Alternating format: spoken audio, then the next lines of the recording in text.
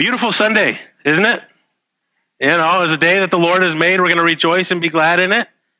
As Pastor Justin was sharing during announcements, we are starting a young adult ministry. We're partnering and joining in with a group called Rooted that's here, and we're excited about that. And so one of these events, so to speak, is called Come and See. What we aim to do in that is over the next month and a half, we want to just join young adults together and praying and worshiping together as we seek to really launch a ministry to go after young adults. And I don't know about you, but I'm deeply passionate about this generation. I'm deeply passionate about millennials, Gen Z, because they're just leaving the church in droves. You know, all the data, all the statistics are telling you the truth. Like, millennials are leaving. They've seen this semblance of Christianity that they just can't buy into.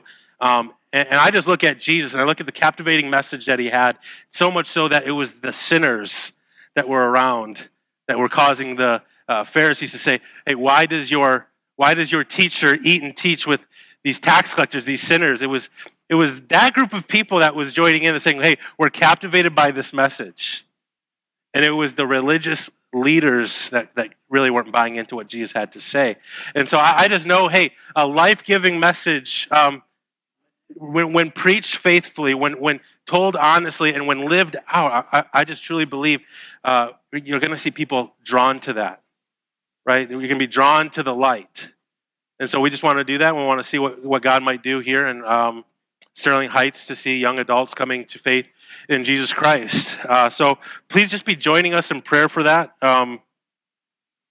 But, you know, this morning we are continuing on in the book of Galatians, and we've been doing that for the last 5 weeks. We're doing that for 6 more weeks, 12-week series. And I don't know about you, but I love the book of Galatians because it has such a gospel focus, right? Like the focus of the whole book is just Paul reiterating the gospel over and over.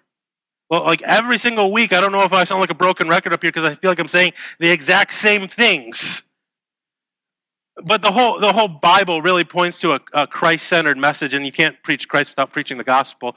And so for the last year and a half, if you've been coming here Sunday after Sunday, I'm a one-hit record. I share the same message every week. I just kind of package it a little bit differently. But ultimately, it's the same thing. It's the same message, like Jesus alone saves. Right? And so if you're coming in, that should be such a freeing thing for you. And that's why I believe this message is hope for the world. Like, this is the reason why we've called this series Unbound, because I truly believe that to live in the pleasures of the world, to chase the pursuits of the world, I think you're in bondage in that. But when the gospel comes in and says, you don't have to be amazing, but that I've been amazing for you, and that's freeing. That I don't have to be perfect, but he was perfect in my place. That I'm a sinner, and I still sin. And I sinned last night on the road. Like, somebody cut me off, and I was like, oh yeah, you want to go? Like, that was me. And I'm like, I'm being sanctified. I'm still being made more like Jesus. But again, that's just, the beauty of the gospel is that it's needed every single day. And we see Paul preaching with ferocity and intensity.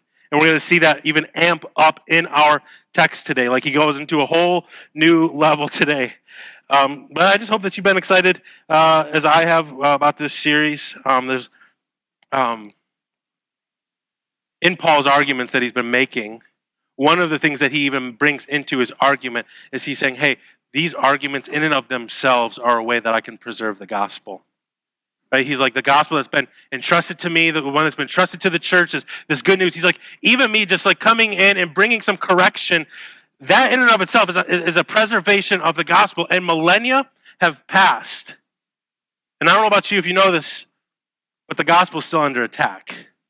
There's a whole litany of other gospels that get preached. And some of them are, you need to be a good person. And some of them are, try harder and be better. And some of those are the messages that you hear in culture. It would not be a shock to me if you went out on the street and you asked 10 different people, hey, what is the gospel? What is the Christian good news that's talked about?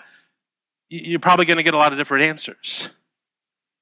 But Paul here brings it back to this one simple idea. And it's hard for us to really grab onto. We want to believe that it's more than this. But over and over, what you're going to see Paul say is that it's belief. That it's belief in Jesus that allows you to belong, and you can never behave unless you belong. And yet so often what we do as the church, what we do as Christians is we come in with a message that says, hey, before you come to Jesus, you have to look this way. In order to get to the throne of grace, here are the steps that you need to take. And a lot of them are in addition to just belief. It's belief and do this. And then Jesus is ready to welcome you. But Paul says, no, that's a totally different message than the one that I came preaching. And the one I came preaching was the exact gospel that you needed to know. It's the one that you believed. And it's never something that you're going to get away from. Like the foundation, it's flat. You're going to continue moving forward on this same foundation. You're not going to switch. And I've said this the last few weeks, and it's resonated just through feedback that I've received from some of you, so I'm going to say it again. We don't graduate from the gospel. We don't graduate from the gospel. And this is not a series that I'm preaching to make sure that we're all on the same page, and then we can move on from here. Like, okay, now we've preached the gospel, now we've got it, let's forget about it and let's move forward. No, like the gospel is something that's going to be explicitly preached week in and week out here at Phos. That's what we've been called to. And so this is a constant reminder. And because we don't graduate from the gospel, that tells me something. It tells me that there's more depth to this than any of us dared believe. I love the gospel because of the dynamics of it. I love that the gospel is simple and complex.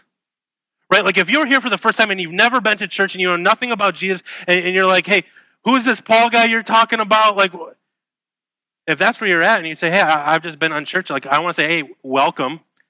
But then B, this gospel message, this good news that Jesus came to proclaim is simple enough that if you've never heard anything about him before, that you could believe it, that you could understand it.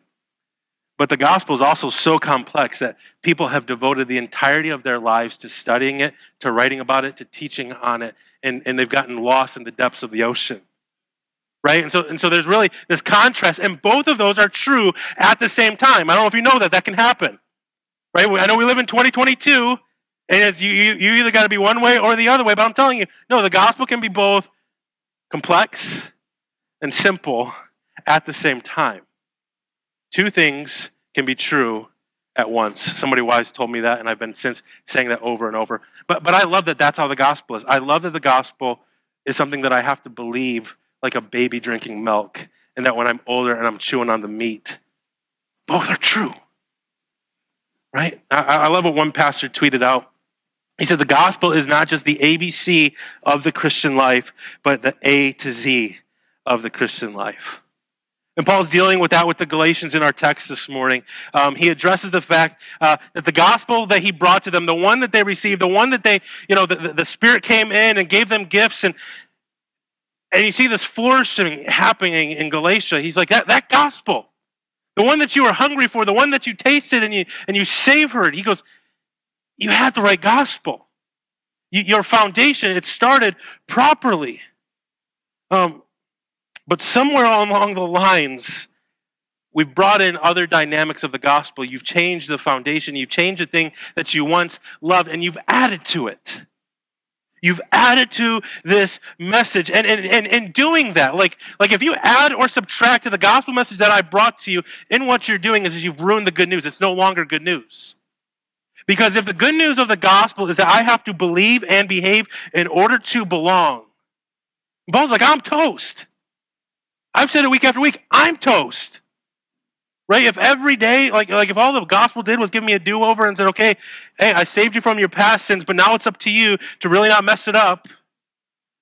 And I gotta try over and just try and be better. I'm telling you, I'm gonna fail. Paul says, I'm gonna prove myself to be a transgressor of the law. Like if that's all that happened every day, guess what? I'm going to find out that I'm condemned again. But that's not the good news of the gospel. The good news of the gospel is that when Jesus went to the cross, he died once and for all for those that would believe. Because guess what? You partner in his death. That's what Paul said. For I've been crucified with Christ. And it's no longer I who live, but Christ who lives in me. And the life I now live, I live by faith in the Son of God. And so when Christ went to that cross, man, he killed any bit of me having to be perfect. He killed any idea of me having to be good enough. He killed any idea of me having to be perfect to the law. And so indeed, I've died to the law. Like the law was presented to me, and what I didn't understand was that it was a diagnosis, it wasn't the cure. And so I died with Christ. I died with him on that cross, and the new life that I have is the life that's been given to me by him. And so the righteousness that is now that I possess is nothing that I've done, but it's been credited to me on Christ's behalf. And so the life that he lived has been granted to me. And so when God looks at me, he no longer sees my sin, but he sees Christ's righteousness. He sees his perfection. And so, man, I've given up on this idea of thinking that I'm earning it, but Christ earned it for me. And so that's a message he's been laying down. This imputed righteousness is by faith, by belief. And what we've been doing these last several weeks is watching Paul give correction, and much of what Galatians is just course correction. Like, hey, you had it, right? But you're going to have to veer this way because you went off course. Like I explained it as, I think the first week I preached was, in a sense, Paul's the guy at the oil change shop that's directing you in. And he's like, no, you're going to go down, you're going to crash your car, and keep it before. But in this sense, the danger isn't crashing your car, the danger is dying and going to hell. I mean, that's just the reality of it. And so Paul is saying, hey, the gospel needs to be focused. We need to have a proper gospel. And we know that though Paul is giving course correction, he loves these people. And he loves them in a way that you don't see like in Philippians when Paul's writing to the church at Philippi. He talks about this great affection I have for you, and I love you guys. And we don't see him going like that in Galatians. But if you go back to Acts and you look at his first missionary journey was to the southern region of Galatia. There was 4 cities there. He visits all of them. And one of them, the brother almost got killed.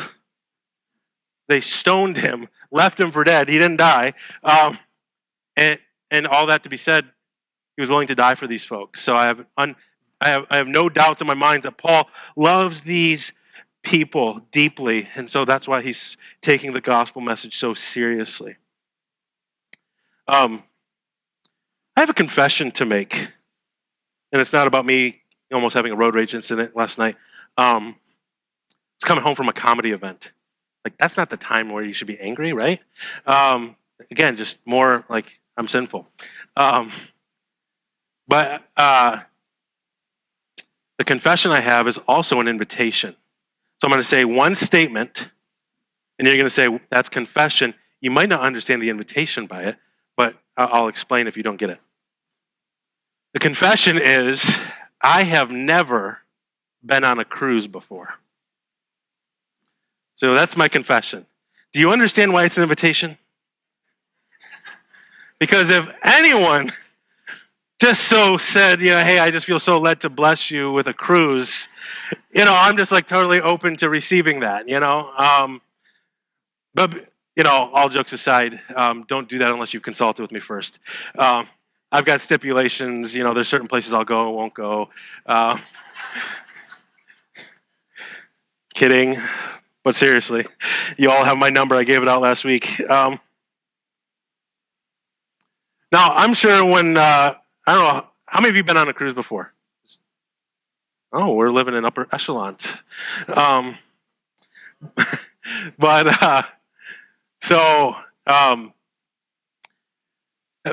sure we all remember back to 2013, there was this Carnival cruise ship. You guys remember that story?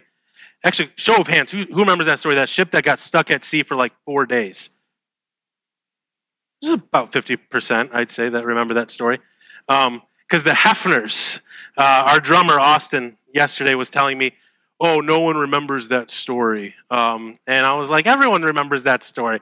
And the Hefners also said I haven't mentioned them from the pulpit, and they were bitter about that. So I just figured I had to sneak that in there. But that being said, 2013, there was this ship called the Triumph that was stuck at sea for 4 days. And they lost power. And how they lost power was there was a fire in the engine room.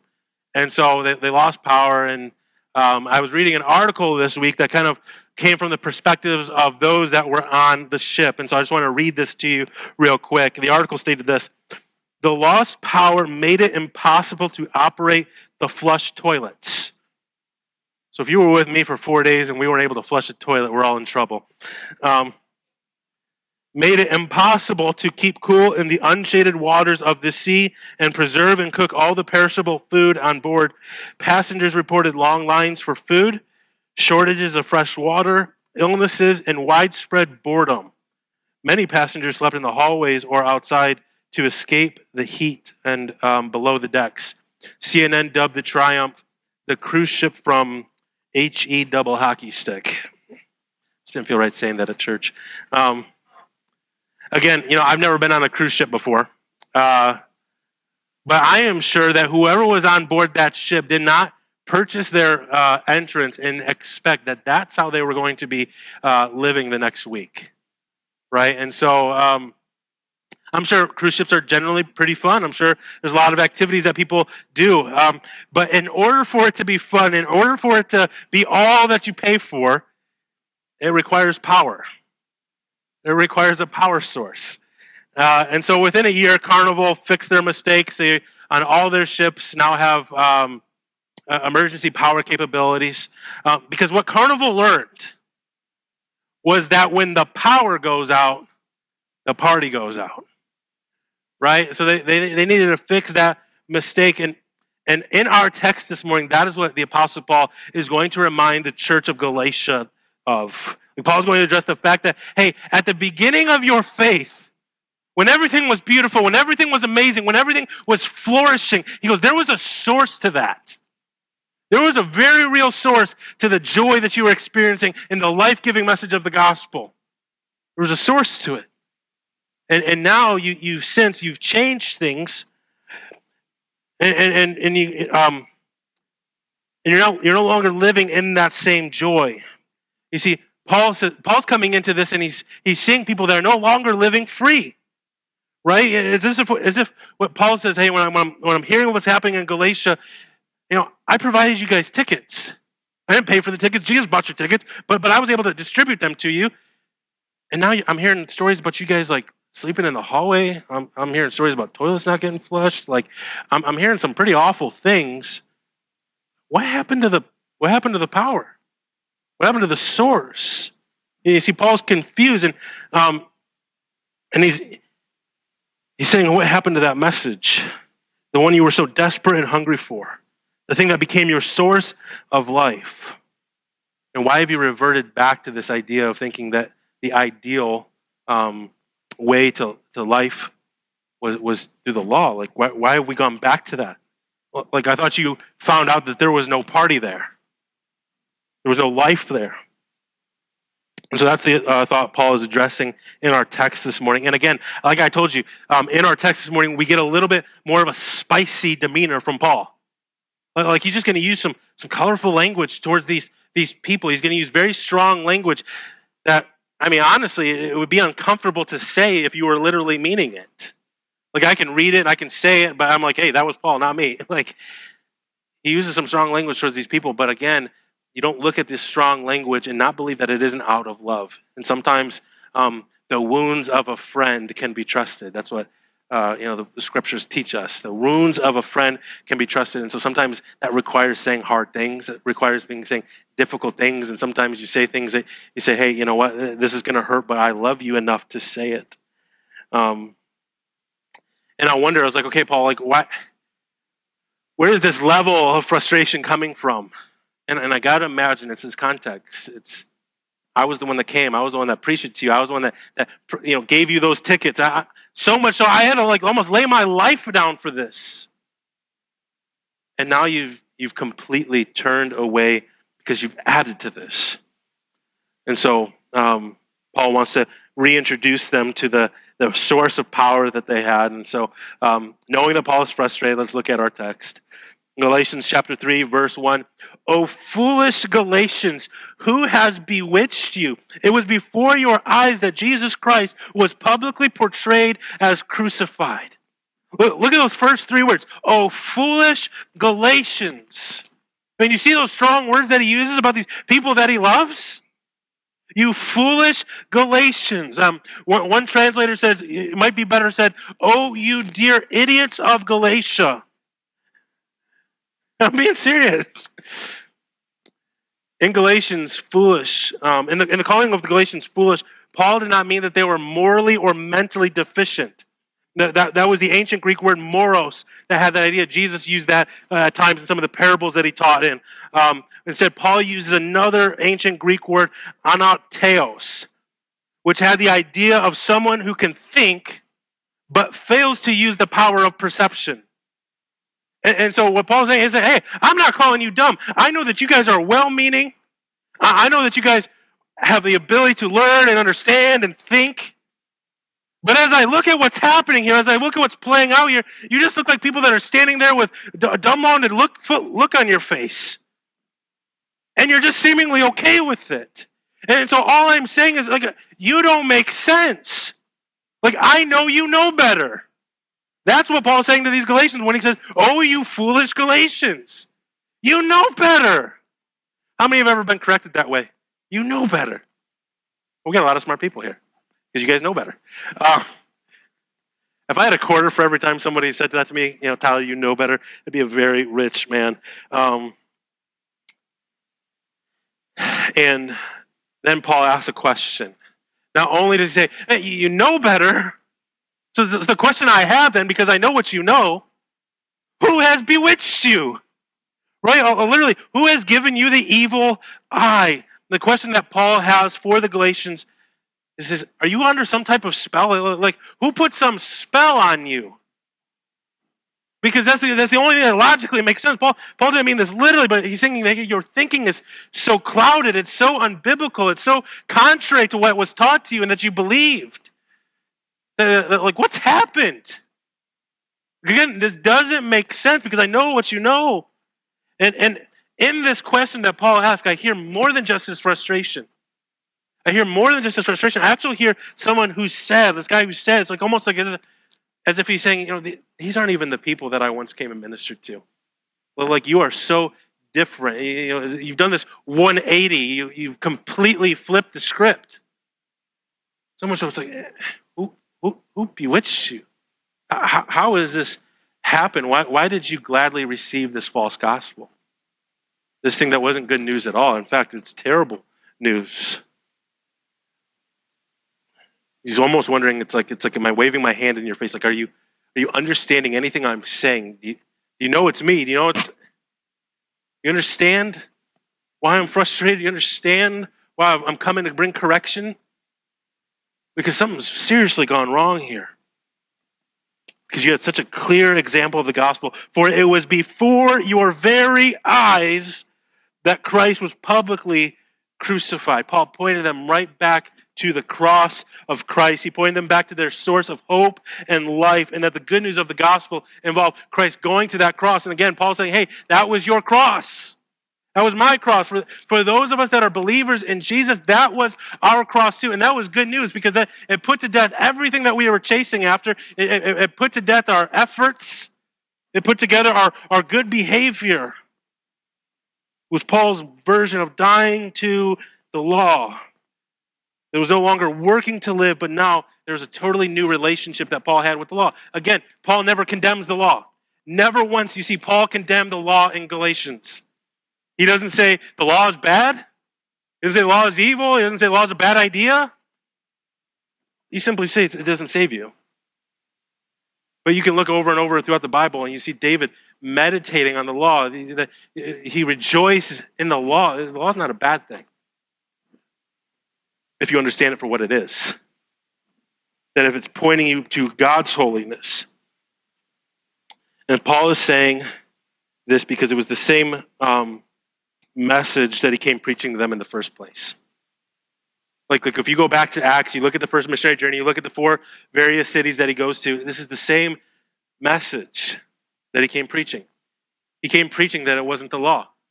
Like that's why Paul got so in trouble all the time with these religious leaders, these Jewish leaders, because as he would come and he would say, hey, it's not the law that saves you. It's Jesus and Christ alone that saves. You understand why Jewish leaders would get upset by that. So Paul's like, I haven't brought some new message to you. I'm not bringing some new message to you. It's the same message that I've always brought, Christ and him crucified. And Paul didn't mean that they literally saw the crucifixion of Jesus, or even that they had a spiritual vision of it. He meant that the truth of the gospel that was brought to them about Christ and him crucified was so plainly put in front of them, so accurately presented that they would see the greatness of his work and how clearly it was laid out for them so that they could actually see it. Like Paul says, hey man, we came, we preached the gospel, we talked about Christ and him crucified, and it was so blatant that you couldn't have missed it. I mean, it was the centerpiece of our whole entire message. Like, you don't have a gospel if you don't have Christ and him crucified at the center of it. So that's what I came bring to you. You couldn't have missed it. And so he says, you clearly saw it. And so we've already seen Paul ask one question, but he's going to ask a series of questions in our passage today, all that are ultimately going to really get to the point of asking the Galatians, what is the source of faith? And I think that's the question all of us have to answer is like, what is the source of our faith? And if we know that that's not what changes, if the foundation, the source doesn't change, then we got to be so uber careful not to add or subtract from that source, right? So look back with me at our text. Let's look at this next question. Verse 2, let me ask you only this. Did you receive the Spirit by works of the law or by hearing with faith? Are you so foolish? Having begun by the Spirit, are you now being perfected by the flesh? Verse 3, you see him ask, you throw that word foolish in there again. Again, you see the strong demeanor that Paul has in this moment. He says, let me ask you only this. Just answer this one question that I have for you. How did you receive the Spirit? How did you receive the Spirit? And in essence, what Paul was doing in asking that question was he was inviting them back to the honeymoon. In that moment, he's like, hey, let's remember back when you first got the Holy Spirit. Sorry. When you first had the Holy Spirit, when you first believed, and the Spirit came in you, and it gave you a gift, and it gave you new life, and it freed you from the shackles of sin. Like in that moment, how did you get that Spirit? Like what was the formula? What works were you doing that then unmagically unlocked this? Jesus saying, okay, I can give you my Spirit now. No, he's like, you know it wasn't by works of the law, but it was by faith. It was by belief in that moment that the Spirit was given to you and granted to you. Like, think back to the whole trajectory of your life. I mean, at what point did you think, okay, now I've gotten the Spirit because I've worked for it? No, you know when you got the Spirit. It was so evident in that moment. So remember back. He's calling them to remember the foundation to when they received the Spirit. He says, you know it wasn't by the works. And so the question I have then, like if you can remember back, if you can think back to that moment, if you remember how it started, then why did you think something changed along the way? Why, like if faith was needed in order for you to receive this Spirit, then why have you changed? Why have you now thought that it's by works of the flesh? Because you know that never worked before. And now suddenly you're trying this again. And this is a common problem. I always got to be careful because my livelihood comes from being a preacher at a church. But I get very angry at the church sometimes. And when I think back to my history, the high school I went to, or, just things like that, when I can think about how Christians have done church and how the message oftentimes gets portrayed, it drives me bonkers. Because we preach a message that says, hey, only Jesus can save you, only Jesus can save you, only Jesus can save you, and nobody has a problem preaching that message. No one has a problem preaching that message in a lot of evangelical churches. But the difference and the thing that drives me bonkers is, hey, only Jesus can save you. Now that Jesus has saved you, I've got a list of things for you to be doing. I've got a list of things for you to actually be a Christian now. We change it. So oftentimes, churches will preach, it's faith alone in Christ alone for the glory of God alone. But now that you're a Christian, here's your laundry list. Here's the things you ought better be doing in order for God to love you and to accept you. And I'm not saying that Christians don't behave, and I'm not saying that Christians don't have, a law that we live by. We live by the law of Christ, to love God and to love others. No doubt, undoubtedly, that's the law that Paul will continually point us back to. If there's going to be a law that you do live by, it's going to be the law of Christ. But if the message then becomes, well, we're called to be holy. And then we get to determine what holiness means, and we get to determine it in some really weird ways. And I'm telling you, the New Testament principle for holiness is love. Holiness just means to be separated, to be set apart. And Jesus said, this is how people will know that you're different, how people will know that you're set apart, by how you love one another. Not by how many Bible verses you can say in a sentence, so people know how spiritual you are. It's not that. It's not going to be because you've earned it or you've worked for it. And so, again, not that we're the perfect church, but I truly hope that we never get lost on the gospel. That it's Christ and Christ alone that saves. But even the whole progression, as I understand salvation in the Bible, there's this beautiful image in the book of Romans that says, those whom I've justified, I will sanctify. And those whom I sanctify, I will glorify. And so if I understand salvation correctly from the Word of God, then I understand from justification to glorification, this is a work of God in my life. And that nothing along the way changes. It's Christ working in us. It's not going to be, okay, Christ justified me, but now I'm going to do enough chin-ups to get myself to be strong enough to be sanctified. Oh, and now that I'm sanctified, I'm going to move to the bicep curl so I can get glorified. Like, that's how we treat the spiritual life. We think that Jesus gets us in the door, but now, all right, I got to make myself Arnold Schwarzenegger. No, that's not true. That's not what the Bible teaches.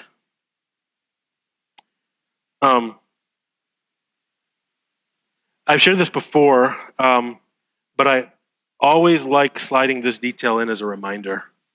This is really deep, profound truth. So if you've missed it before, write this down. I wrestled in high school. That was meant to be funny. So I was a wrestler in high school. And this is the illustration I have for you guys. And this thought, why have you changed from where you started to where you are now? Went to a small Christian school, so don't get any ideas.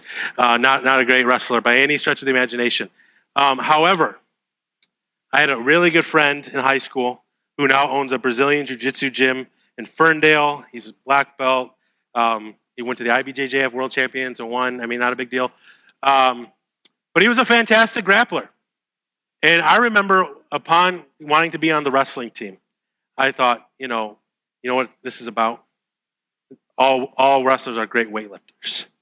And so, because you look at a lot of wrestlers and they, kind of are yoked.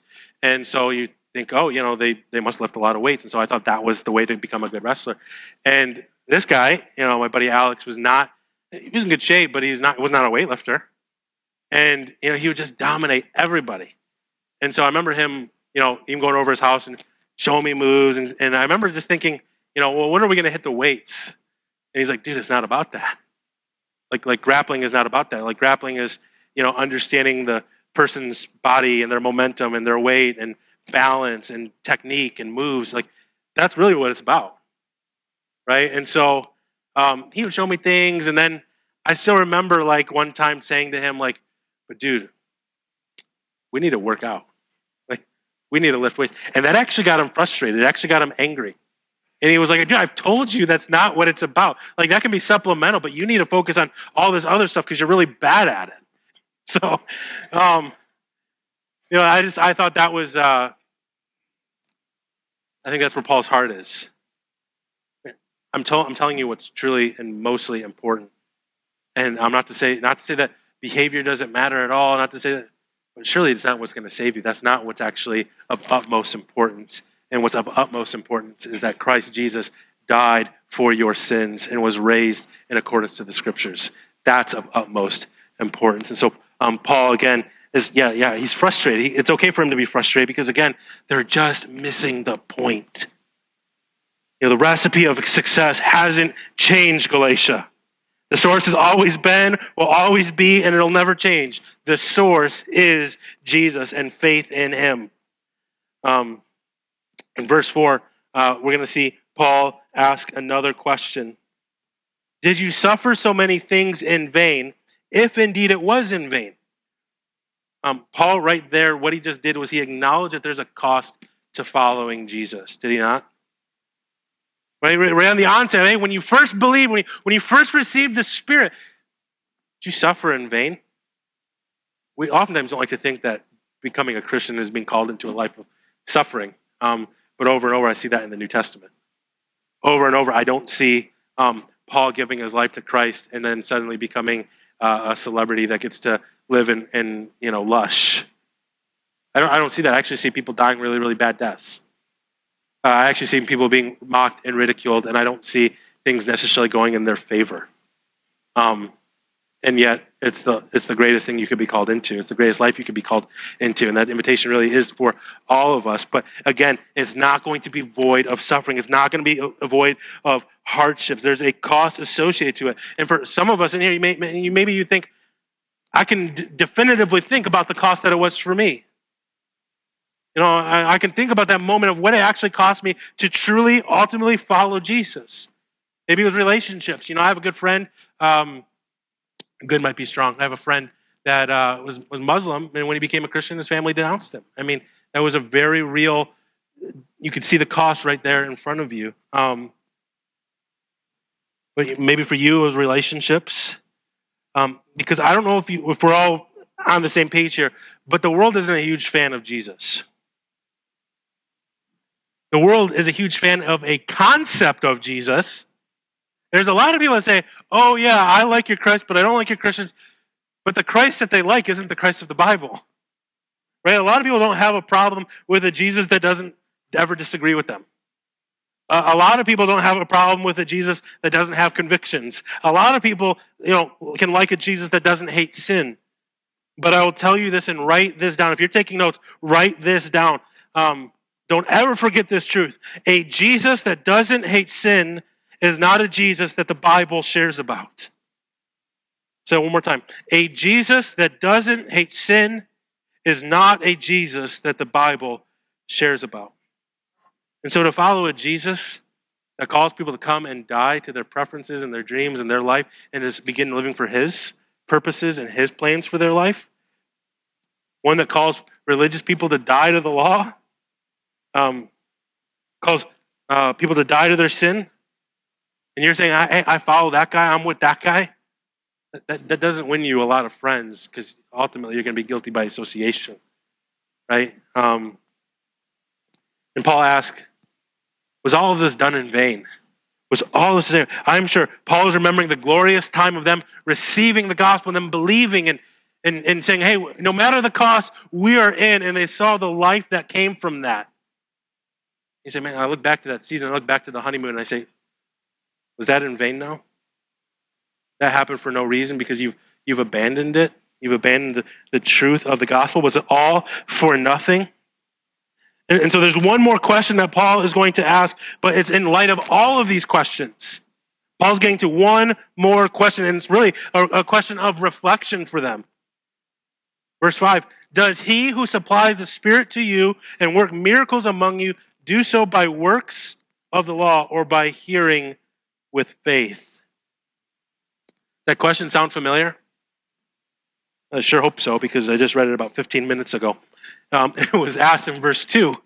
It's the same question. Paul says, after this examination, after we've talked about a few other things, as we talked about, remember back to the beginning. Remember, have you received the Spirit by good works of the law or by first believing? And so the point of the question being repeated is because he wants to emphasize the idea that there's a decision that needs to be made here.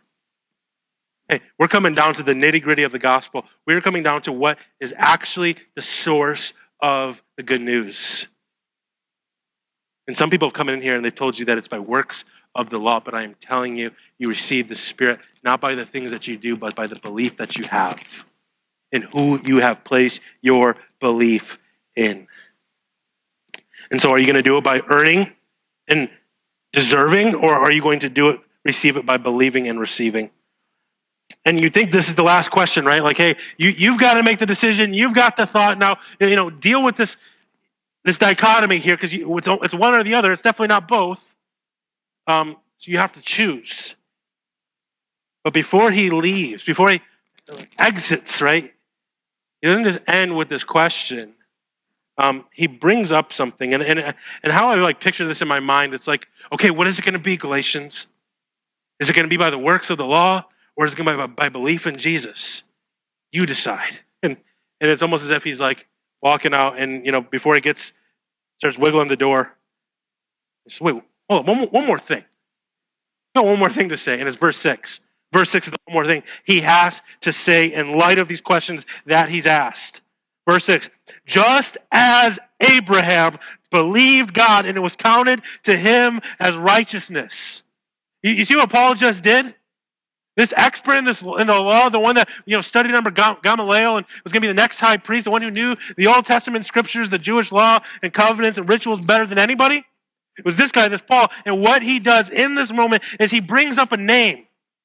He brings up this person, this guy Abraham. Hey, this one component, this one thing that we miss as we were studying the law all the time, we overlooked, is that we are saved just as Abraham was saved. And you see how he was saved? Just as Abraham believed God. Belief. He keeps tying the gospel back to belief. Abraham believed, and it was counted to him as righteousness. By faith. This idea of belief, the gospel, the good news, it's centered on belief in Jesus. That's what allows you to belong. The continual thought that Paul is assuring this church of, it's just believe, not belief and just belief. And oh yeah, that very first Jew, the father of our family, right, the very first one, you know how he was made right with God? It was through belief. It wasn't the law, it was belief. The very first Jew was saved by faith. Isn't that amazing? And Paul brings that back in, that thought.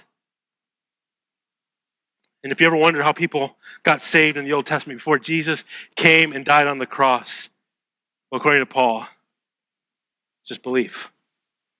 By faith, the Old Testaments were saved in their coming Messiah. And the saints in the New Testament are saved by the Messiah who came. But it's always been and will always be belief, not of works, lest anyone should boast. And if you're here this morning and you've tried to work your way to God, let me lovingly tell you that that's foolish. That's foolish. That's a task that you'll never be able to do. Given 1,000 lifetimes over and over of trying and trying and trying, you'll never do it. And that's the beauty of the cross. And I hope that that's been publicly portrayed in front of you today. That apart from what Jesus has done for you, you're dead. There's no life there.